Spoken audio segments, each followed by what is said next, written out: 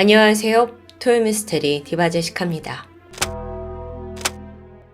캐나다 동쪽 끝 노바스코샤 지역에는 아일바담이라는 작은 섬이 있습니다.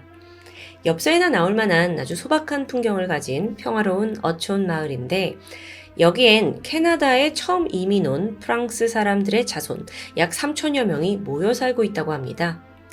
작은 지역 특성상 유대관계가 아주 긴밀해서 마치 가족 공동체처럼 삶을 영위하고 있고요.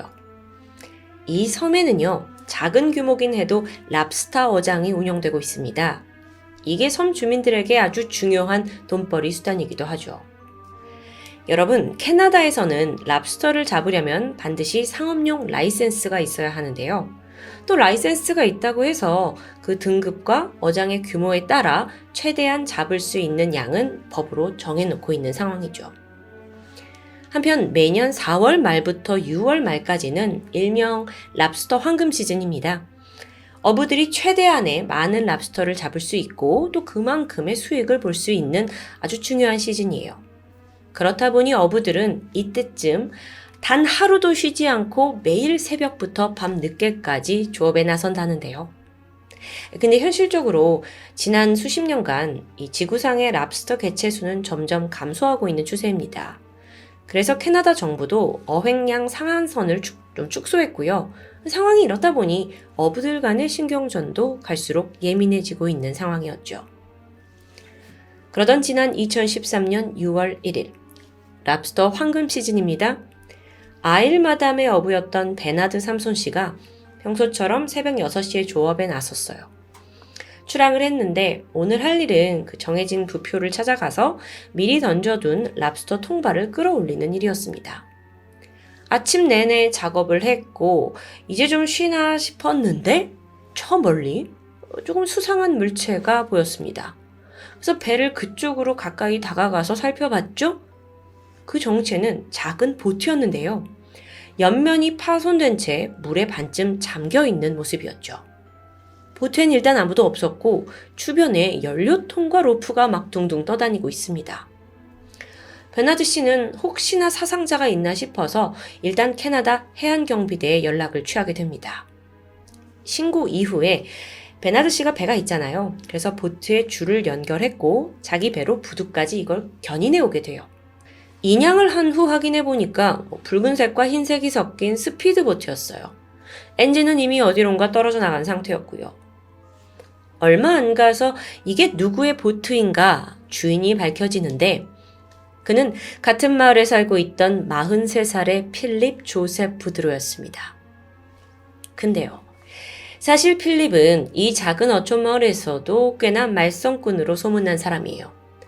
어려서부터 학교 중퇴했고 그러다 보니 제대로 읽고 쓸 줄 모르는 사람이었는데 이후 성장 기간 동안 절도, 폭행, 약 80여 건의 크고 작은 범죄 이력까지 있었습니다. 교도소 수시로 들락날락거렸고요.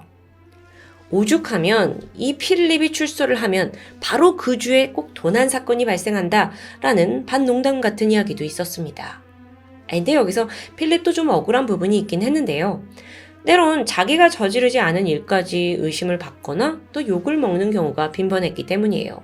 그만큼 평판이 좋지 않았으니까요.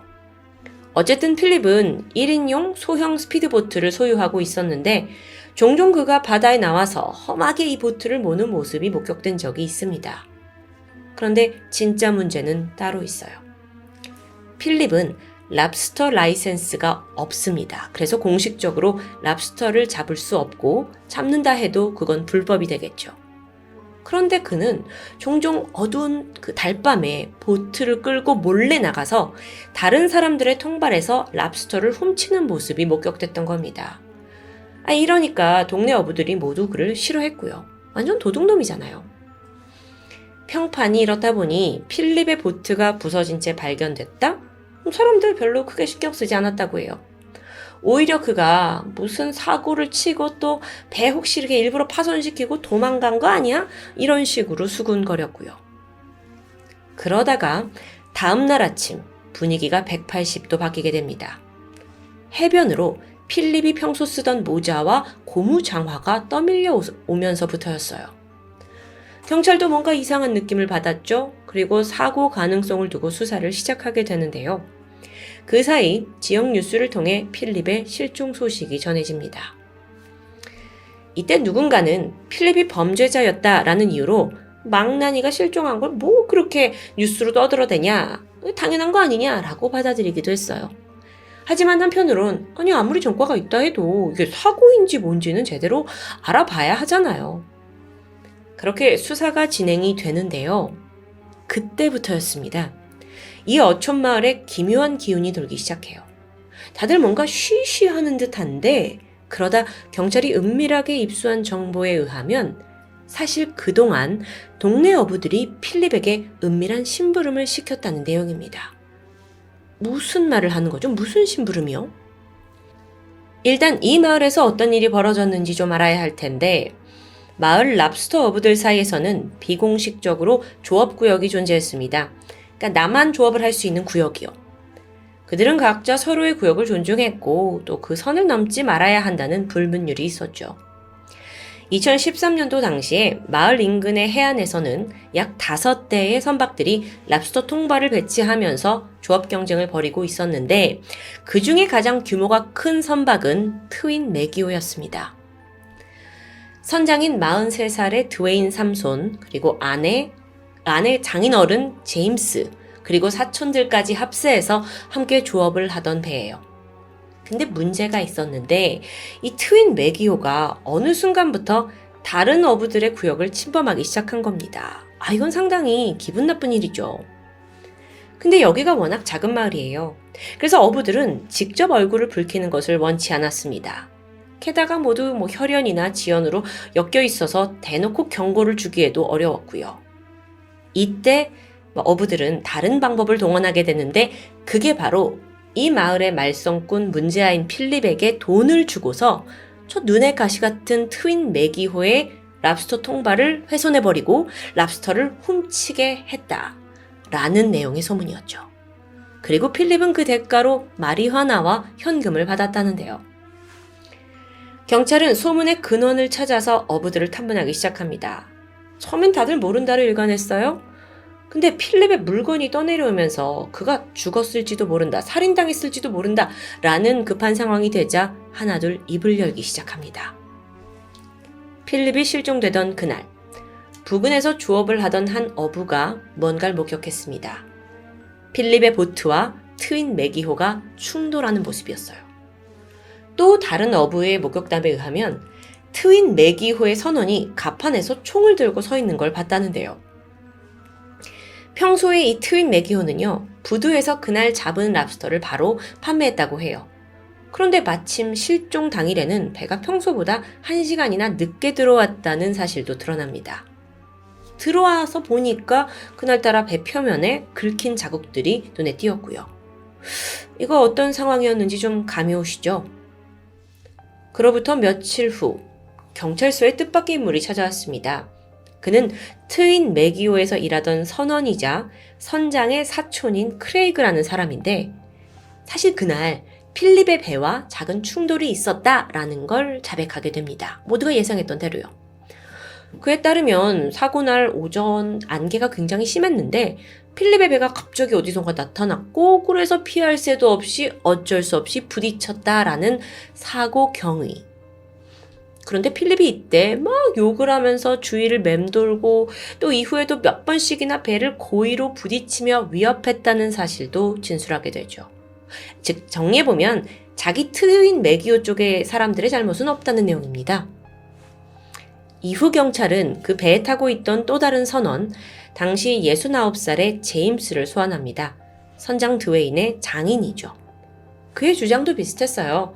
필립이 먼저 조업을 방해하려고 위협적으로 배를 몰았는데 그러다 안개가 있으면서 충돌을 했고 이후로는 나도 어떻게 되는지 모르겠다라는 진술입니다. 그는 오히려 억울함을 호소하는데요.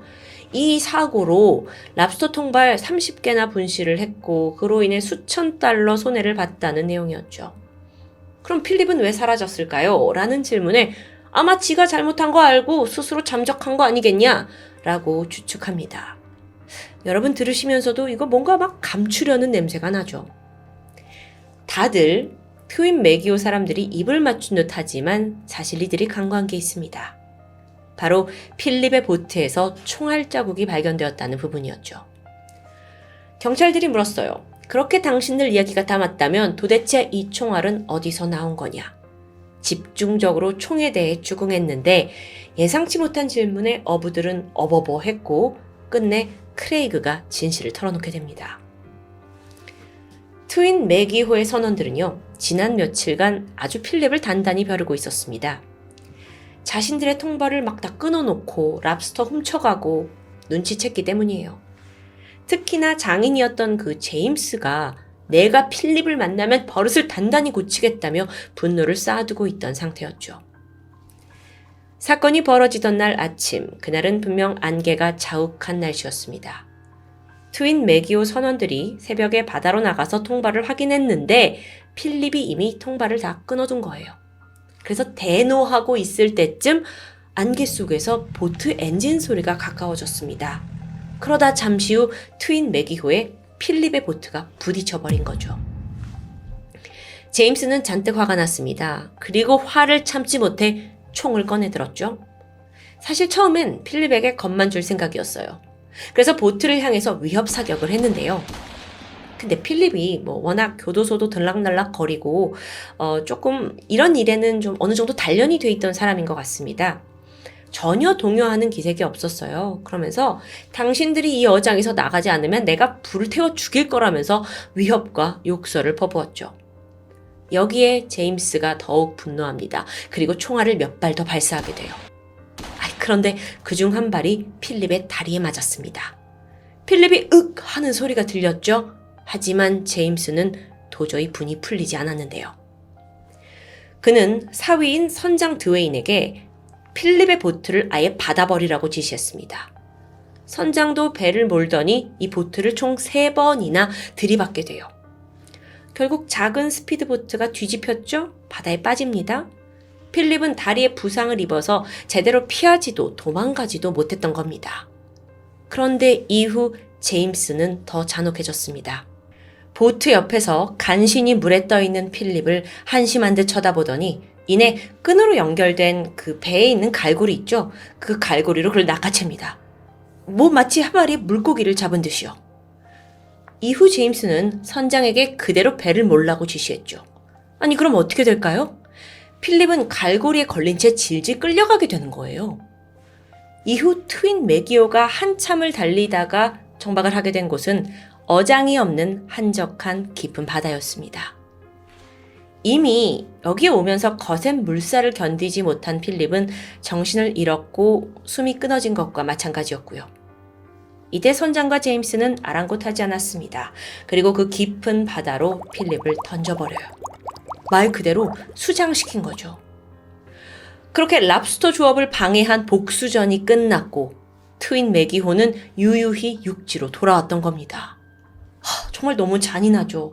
바다의 수장이라니요. 어부가 아니고서는 생각조차 할 수 없는 방법일 텐데요. 이렇게 사건의 전말을 파악한 경찰은 일단 시신을 찾기 위해 다이버를 고용했습니다. 풍량, 조류, 속도 다 고려해서 지역의 바다를 샅샅이 뒤졌지만 끝내 시신은 발견되지 않았죠. 그나마 보트에서 떨어져 나온 엔진만 찾아냈습니다. 필립의 배가 발견된 지 일주일 후인 6월 8일 경찰은 트윈 매기호의 선장 겸 선주 드웨인 삼손과 또 장인 제임스, 선원 크레그까지 총 3명을 2급 살인죄로 체포합니다. 이 조용하고 평화로운 어촌마을에서 벌어진 일명 랍스터 살인 사건. 이후 캐나다 내뿐만 아니라 각국에서도 이 사건을 취재하면서 순식간에 국제적인 관심을 받게 되었는데요. 드디어 재판이 시작됐습니다. 그런데 상황은 사뭇 다른 분위기로 흘러갔어요. 이 마을 주민들이 다 나서서 가해자들을 옹호했기 때문인데요. 다들 입을 모아서 필립이 먼저 이들을 도발한 게 문제다. 우리한테 이 랍스터, 통발, 조업이 얼마나 중요한지 아느냐. 선원들은 잘못한 게 없다고 편을 들었던 겁니다. 이들이 지은 죄는 그저 어장 구역을 애초부터 침범을 해서 이런 문제를 낳았다는 그 정도뿐이겠죠. 특히 필립에게 총을 쏜 제임스, 그는 이 마을에서 평생 나고 자란 어부입니다. 존경받던 원로고요. 그는 사실 딸과 사위에게 자신의 랍스터 라이센스를 넘겨주고 은퇴한 상황이었거든요. 그러다 황금 시즌에 일손이 부족하니까 그날 함께 배를 탔던 거고요. 반면에 피해자 필립은 랍스터 밀렵꾼, 마약 딜러, 도둑으로 불리던 사람입니다. 그리고 과거에 교도소 들락날락, 범죄 이력까지 다 들춰지면서 재판의 분위기가 살해당한 그가 죽어 마땅한 놈이었네 라는 쪽으로 분위기가 흘러가게 된 거죠. 가해자가 피해자가 되고 피해자가 가해자가 되어가는 아이러니한 상황이었는데요. 재판 결과는 어땠을까요? 캐나다 재판부는 필립에게 총을 발사한 제임스에게는 징역 14년, 또 그를 도와 필립의 보트를 수차례 들이받은 선장에게는 징역 10년, 그리고 살인을 방조한 크레이그에게는 2년의 보호관찰형을 내리게 됩니다. 추후 제임스는 항소하면서 최종적으로 징역 10년이 확정되었죠. 그렇게 사건이 마무리되는 듯한데 잠깐만요, 여러분. 여기서 그냥 넘어가면 안 되는 부분이 있지 않나요? 필립은 분명 이 마을 주민들 중에 누군가의 사주를 받고 트윈 매기호의 통발을 일부러 훼손했던 겁니다. 돈 받고 한 거예요. 애초부터 그는 심부름꾼이었던 거죠. 그럼 처음엔 누가 그에게 지시를 내린 건가가 중요하지 않을까요? 이 부분은 본 사건에서 의문으로 남아 있습니다. 끝끝내 밝혀지지 않았어요. 어차피 필립은 죽었고 주민들은 더 이상 문제를 크게 만들고 싶지 않았던 거겠죠. 이게 작은 어촌 마을의 현실이었습니다. 마지막으로 필립의 장례식에는 거의 모든 섬 주민들이 참석했다고 합니다. 누구는 필립이 불쌍해서 참석했고 누구는 공동체의 일에 빠지는 게 좀 그래서 억지로 참여한 사람도 있었죠. 하지만 그 장례식에서 공통적인 건 주민 모두가 그의 죽음에 대해 침묵했다는 점입니다. 시간이 흘러 제임스와 드웨인 모두 수감된 지 5년도 되지 않아 가석방으로 풀려났다고 전해집니다. 이들은 아마 다시 아일 마담으로 돌아가서 또다시 랍스터 조업을 시작했겠죠. 마을 사람들도 그걸 자연스레 받아들였을 겁니다. 하지만 한 가지 변한 게 있다면 이 집 마을에서 필립 사건을 거론하는 것 자체는 금기시되고 있다는데요. 또다시 랍스터 황금 시즌은 찾아올 거고 누군가는 이웃의 구역을 침범할 수도 있습니다. 더 많은 랍스터를 잡겠다는 어부들의 욕심. 그때는 그 일을 도맡아 해주던 필립이 생각날지도 모르겠습니다. 지금까지 토요미스테리 디바제시카입니다.